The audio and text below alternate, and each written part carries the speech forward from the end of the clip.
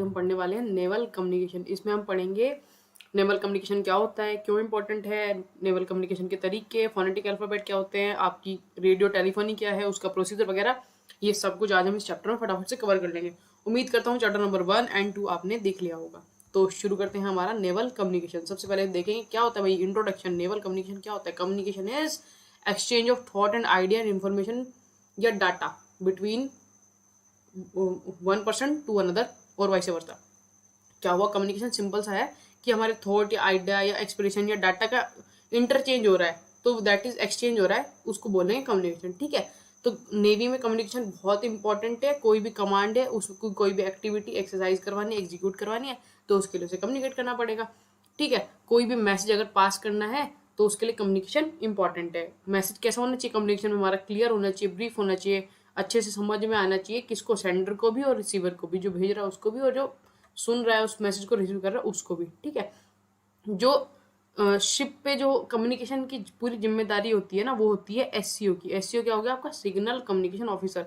तो शिप के ऊपर पे जितने भी कम्युनिकेशन हो रहे वो सब कुछ यही आदमी संभालता है। कौन? Signal communication officer.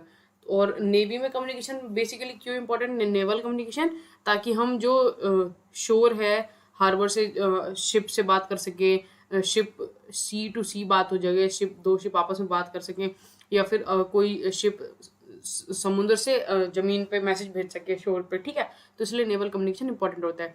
तो अगर आपसे थोड़ा सा इंट्रो पूछा नेवल कम्युनिकेशन इंपॉर्टेंट क्यों है और उसकी फीचर्स इंट्रोडक्शन, तो आप बता दोगे क्लियर। नेक्स्ट आपका क्वेश्चन आता है, that is duties of various communication सब डिपार्टमेंट। देखो, कम्युनिकेशन में 3 डिपार्टमेंट होते हैं। कौन कौन से? एक होता है आपका टेक्टिकल, एक होता है रेडियो और एक होता है स्पेशल। ये तीनों डिपार्टमेंट अपने अपने काम करते हैं। जैसे कि टेक्टिकल वाला क्या काम करता है? जितना भी फ्लीट वर्क हुआ, विजुअल सिग्नलिंग हुई, या फिर क्रिप्टोग्राफी हो गया, आपका ट्रैफिक हैंडलिंग वगैरह, ये सब कुछ यही करता है। विजुअल देख के कोई सिग्नल पास कर रहे हैं ना, ऐसा होता है उसमें। फ्यूल वगैरह एक्सचेंज कर रहे होते हैं, रिप्लेनिशमेंट कर रहे होते हैं उस समय पे। ठीक है, कोई भी फ्लीट का वर्क हुआ, ये सब कुछ। रेडियो में क्या हुआ? रेडियो टेलीफोनी कम्युनिकेशन हो गया है ना, मोबाइल वगैरह के थ्रू।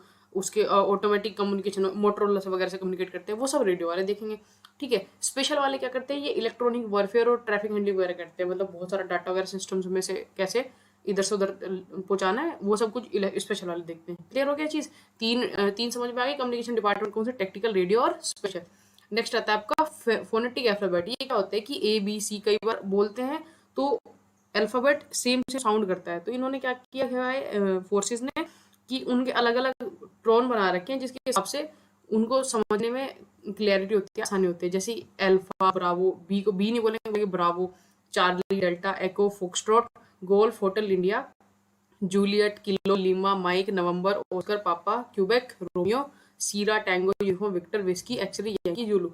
तो जैसे आपने कब देखा होगा, सीरो सीरा 1 सीरा 2 ऐसे ऐसे करके बुलाते हैं एक दूसरे को, या फिर अब बोले हाँ विक्टर, ऑल सेट विक्टर, ऐसे करके नाम रख देते हैं। तो इससे इजी होता है समझने में, कोई भी कन्वर्सेशन है उसको क्लैरिटी प्रोवाइड होती है फोनेटिक अल्फाबेट से। तो ये सारे फोनेटिक अल्फाबेट होते हैं। और भी होता है सिग्नल्स में, इंटरनेशनल सिग्नल कोड भी होते हैं बहुत सारे। जैसे कि सपोज करो कि मेरे को 1 बोलना है एक शिप से दूसरी शिप को, तो मैं ये वाला झंडा दिखा दूंगा कि हाँ इसका मतलब है कि मैं 1 कहना चाह रहा हूँ। अगर मेरे को उसको बोलना है कि डेल्टा, तो डी बोलना है, तो ये वाला झंडा शो कर दूंगा, तो इसका मतलब है कि मैं उसको बोलना चाहता हूँ कि डी, ऐसा करके कुछ। ठीक है, तो ये सारे फ्लैग्स होते हैं जो आपके कम्युनिकेशन ऑफिसर वगैरह होते हैं, कम्युनिकेशन डिपार्टमेंट में बंदे होते हैं, उनके पास एक कार्ड होता है छोटा सा, जिसमें सारे झंडे उनके पास बने होते हैं ऑल टाइम्स, उनके पास वो कैरी करते हैं उसको। ठीक है, और इसके बाद आता है आपका next is radio telephony. Radio telephony कुछ नहीं है, मोटरोला वगैरह से जैसे बात करते हैं ना, that is radio telephony.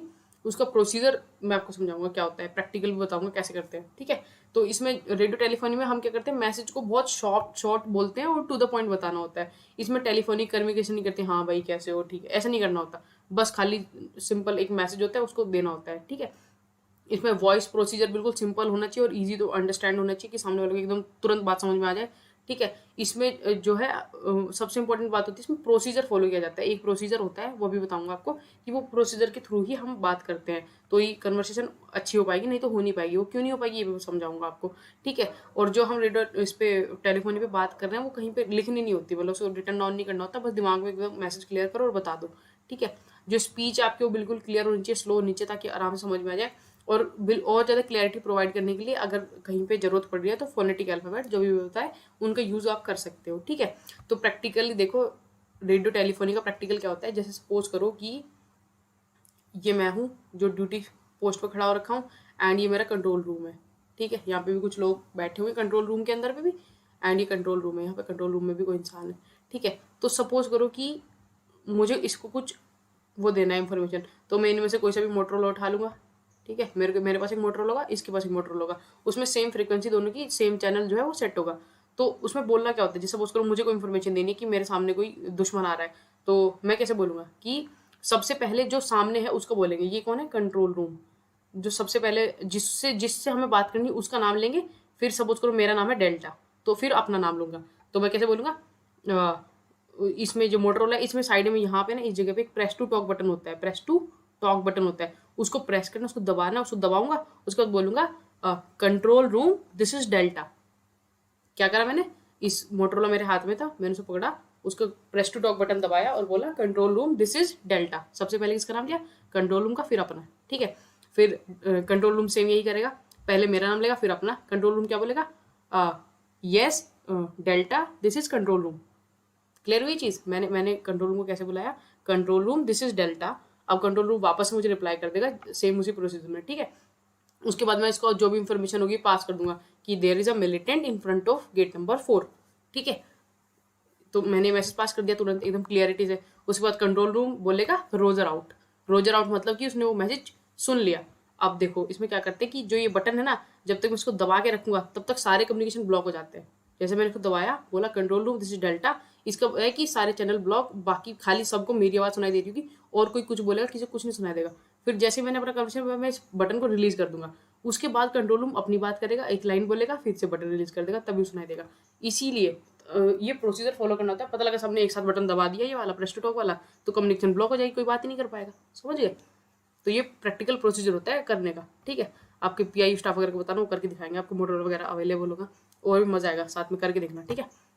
Next होता है वेयरिंग ऑफ नेवल इंसाइन। नेवल इंसाइन जो हमारा भारतीय नौसेना का झंडा है, उसको कब कब शिप पे या बोट पे पहनाया जाता है।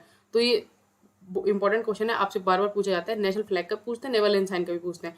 तो उसको हम कब कब शिप पे चढ़ाएंगे, जब प्रेसिडेंट या कोई डिग्नेटरी ऑफिसर वगैरह कोई उस पर एम्बार्क होगा। जब शिप को हम ओवरऑल ड्रेस करते हैं तब हम उस पर नेवल इंसाइन लगाते हैं। जब हमारा शिप फॉरिजन पोर्ट पे होता है, किसी विदेशी तट पे लगा हुआ होगा, तो दिन रात हमारा नेवल इंसाइन उस पर चढ़ा रहेगा। अगर सपोज करो कोई कॉर्पस कोई डेड बॉडी शिप कैरी कर रहा है तो नेवल इंसाइन उस पर लगाते हैं, ठीक है। और अगर कोई वॉरशिप वगैरह में जंग लड़ने जा रहा है शिप, तो उस पर नेवल इंसाइन लगा होता है। क्लियर हो गया चीज़। नेक्स्ट टॉपिक है आपका नेशनल फ्लैग कब लगाते हैं, this is also very important, पूछते हैं। नेशनल फ्लैग देखो, जो आपका वो हो गया जमीन पे, शोर स्टैब्लिशमेंट में, हार्बर पे, उसमें रोजाना कलर्स होता है और सनसेट होता है। ये तो आपको पता ही होगा कि सुबह सुबह कलर्स टू सनसेट, उसमें तिरंगा झंडा लहराते लहराता है। उसको सुबह सुबह कलर्स में चढ़ाएंगे, सनसेट में उतार लेंगे। ये हार्बर की आपकी रूटीन होता है, ठीक है। लेकिन शिप पे ऐसा नहीं होता। शिप पे नेशनल फ्लैग केवल तभी लगेगा जब या तो प्रेसिडेंट एम्बार्क कर रहे हो शिप के अंदर पे, या फिर हमारा शिप जो प्रेसिडेंट के शिप है उसको एस्कॉर्ट कर रहा हो, या फिर कहीं पे वॉर में एंगेज हो, ठीक है। तो केवल ये तीन ही कारण है जब नेशनल फ्लैग शिप पर लगेगा, अदरवाइज नहीं लगेगा। क्लियर होगी बात। अगला टॉपिक है आपका ड्रेसिंग ऑफ अ शिप। ये बहुत ही इंपॉर्टेंट है, बार बार पूछा जाता है, most asked question in the exams.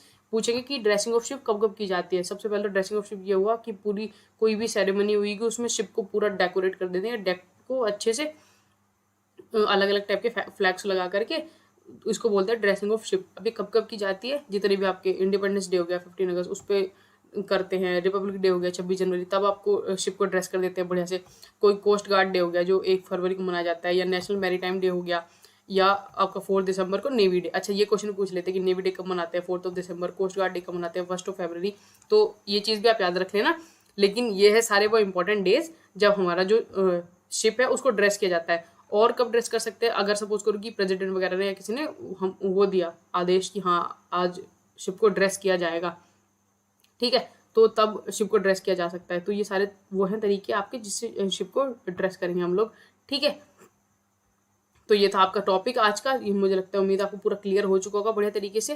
And इसमें आपको कोई डाउट नहीं होगा, कोई क्वेश्चन वगैरह है तो आप कमेंट डाउन में पूछ लेना मुझसे।